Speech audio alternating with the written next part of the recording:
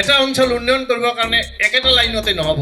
আমি ব্যৱসায় লাইনো কৰিব লাগিব, আমি কৃষি ব্যৱস্থাও কৰিব লাগিব, আমি ফাৰ্মিঙো কৰিব লাগিব, আমি এগ্ৰিকালচাৰৰ লগতো জড়িত থাকিব লাগিব। এই গোটেইখিনি চাকৰিৰ ক্ষেত্ৰতো আমি আগবাঢ়িব লাগিব, আমাৰ ল'ৰা ছোৱালীক শিক্ষিত কৰিব লাগিব। এই গোটেইখিনি কাম কৰাৰ ক্ষেত্ৰত যেতিয়া আমি সফলতা লাভ কৰিম, তেতিয়াই সেই অঞ্চলটো উন্নয়ন সাধন হ'ব। অন্যথায় আমাৰ এই অঞ্চল উন্নয়ন সাধন নহ'ব। গতিকে মই বিনম্ৰতাৰে আপোনালোকক জনাব বিচাৰিছোঁ যে আপোনালোকে ছেক্টৰ ৱাইজ যদি মানে কিছু আমাক সহায় কৰে, যেনেকৈ আজি আমাৰ চাকমুৰিৰ পৰা যিসকল ব্যক্তি আহিছে তেখেতসকলে যদি চাকমুৰিত ভালকৈ আলোচনা কৰে, আমাৰ সেই সমাজখনৰ মানুহখিনিৰ লগত যদি আলোচনা কৰে যে আমি এই ধৰণৰ এটা আলোচনাত উপনীত হৈছোঁ, আমাৰ এখন এনেকৈ 150 মানুহ আমি একেলগে একত্ৰিত হৈ এই ধৰণে আলোচনা কৰিছোঁ, গতিকে সেই আলোচনাটো আপোনালোককো জনালোঁ। গতিকে আপোনালোকেও আমাক সহায় কৰক যাতে আমি আটাই মিলি ভোট এইবাৰ আবুল কালাম হুছেইনে টিকট পালে তেখেতক দিব পাৰোঁ। এই ধৰণে যদি প্ৰতিটো অঞ্চলত, মই ফৰ এক্সাম্পল এটাই কৰিছোঁ, তাত মাছগাঁৱৰ মানুহ আছে, মাছগাঁৱত সেই ধৰণে আলোচনা কৰক। আমাৰ হাদিৰ মানুহ আহিছে, হাদিতো তেনেকৈ আলোচনা কৰক। মল্লাপাৰাৰ যিসকল ভাই আছে তেখেতসকলেও আলোচনা কৰক।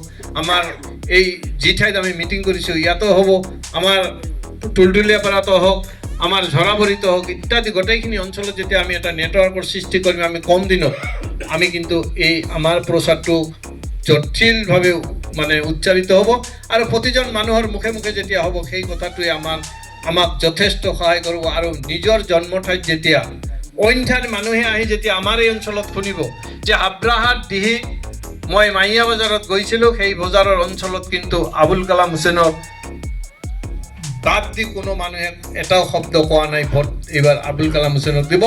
এই প্ৰচাৰটোৱে আমাৰ গোটেই সমষ্টিত কম দিনৰ ভিতৰত বিয়পি পৰিব আৰু আমাক এই নিৰ্বাচনী যিটো প্ৰচাৰ, এই প্ৰচাৰত আপোনালোকে আমাক সহায় কৰা হ'ব আৰু নিশ্চয় তাৰ ফল আপোনালোকে পাব যে 2026 বিধানসভা নিৰ্বাচন যেতিয়া হ'ব, সেই নিৰ্বাচনত বিপুল ভোটত আপোনালোকৰ সন্তান, আপোনালোকৰ প্ৰাৰ্থী তেতিয়া বিজয় হৈ আহিব। আপোনালোকে বুক গাঁঠি ক'ব পাৰিব যে আমি আমাৰ যিজন ব্যক্তিক লৈ যুঁজ কৰিছিলোঁ তেওঁ জিকি আহিছে আৰু আমাৰ সমস্যাবিলাক সমাধান হ'ব। গতিকে এই ক্ষেত্ৰত আপোনালোকে সহায় কৰিব বুলি মই দৃঢ়তাৰে বিশ্বাস ৰাখিছোঁ। আৰু যিসকল ইয়াতে সুশিক্ষিত ল'ৰা আছে তেখেতসকলেও ইয়াতে দায়িত্ব কিছু ল'ব লাগিব, কাৰণ আমাৰ যিসকল ব্যক্তি ইয়াতে হয়তো লিখা পঢ়া অলপমান কম, তেখেতসকলে গোটেইখিনি কথা হয়তো আগবাঢ়াই লৈ যোৱাত অসুবিধা হ'ব।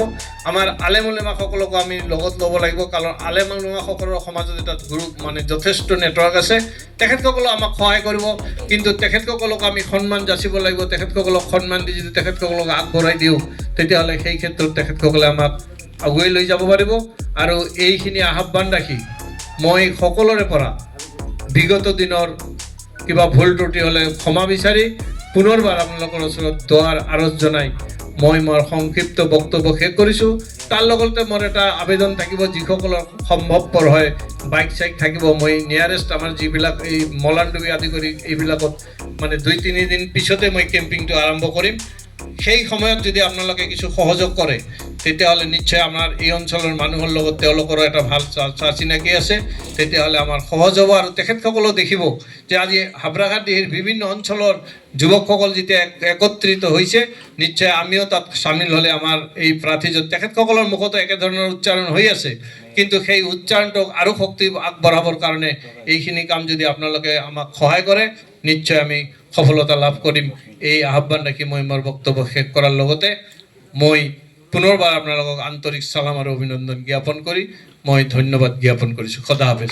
এওঁডিএফ জিন্দাবাদ, বদৰুদ্দিন আব্দুল কাছিমি জিন্দাবাদ। এতিয়া মোৰ পত্নীয়ে বোলে আপোনালোক